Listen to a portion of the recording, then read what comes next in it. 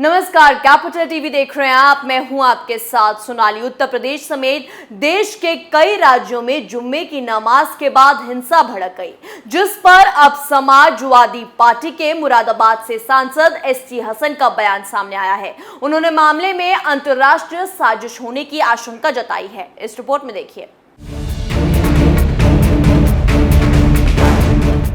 उत्तर प्रदेश में शुक्रवार को जुम्मे की नमाज के बाद हिंसा भड़क गई। कई इलाकों में हिंसा के कारण कई लोग और पुलिस आरपीएफ के जवान घायल हो गए। इस हिंसा पर अब समाजवादी पार्टी के मुरादाबाद से सांसद डॉक्टर एसटी हसन ने एक बड़ा बयान दिया है। हसन ने इस मामले में अंतर्राष्ट्रीय साजिश होने की आशंका जताई है। सपा सांसद की माने तो इस मामले में पड़ोसी मुल्क पाकिस्तान भी शामिल हो सकता है।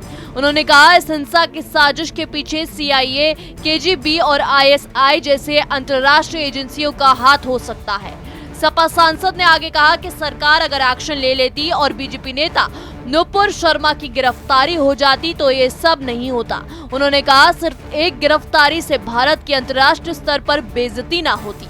कई मामलों में सिर्फ एक पोस्ट पर पुलिस उठा लेती है। सांसद ने कहा कि कई मुल्क आज विरोध कर रहे हैं क्योंकि पार्टी ने नुपुर को सिर्फ निलंबित किया है, हटाया नहीं है। अगर सरकार की तरफ से एक्शन हुआ होता तो लोग संतुष्ट हो जाते और कानून अपना काम करता रहता। उन्होंने कहा कि सरकार को अहंकार है, उन्हें ये नहीं पता कि अमन की चाबी इंसाफ के पास है। वहीं सपा सांसद एसटी हसन ने नाबालिगों का बचाव करते हुए कहा कि मुरादाबाद में बच्चों ने नारेबाजी की लेकिन कोई पत्थरबाजी नहीं की। वो समझाने पर अपने घरों को वापस चले गए थे। पुलिस को सिर्फ एक जगह पर हल्का सा बल प्रयोग करना पड़ा था, लेकिन प्रयागराज और अन्य जगहों पर जो हिंसा हुई उसे जस्टिफाई नहीं किया जा सकता। हमारी मांग है कि निर्दोषों को छोड़ा जाए और दोषियों पर कार्रवाई हो। उन्होंने कहा कि हम इस मामले को संसद में उठाएंगे। ऐसे मामले में सख्त से सख्त कार्रवाई कानून करे, आजीवन सजा मिले। ऐसे में हमारा समाजवादी पार्टी के सांसद एसटी हसन से एक ही सवाल है कि हसन साहब, जब आपने मान ही लिया है कि पकड़े गए लोग गुनहगार नहीं हैं, तो आप ही बता दीजिए कि आखिर गुनहगार कौन है। पुलिस को किससे गिरफ्तार करना चाहिए। वहीं दौरान एआईएमआईएम और पीएफआई के नाम हिंसा की साजिश में आने के सवाल पर उन्होंने कहा कि इनका नाम तो परंपरा के तहत लिया गया। हालांकि किसी भी भूमिया से कोई इंकार नहीं कर सकता।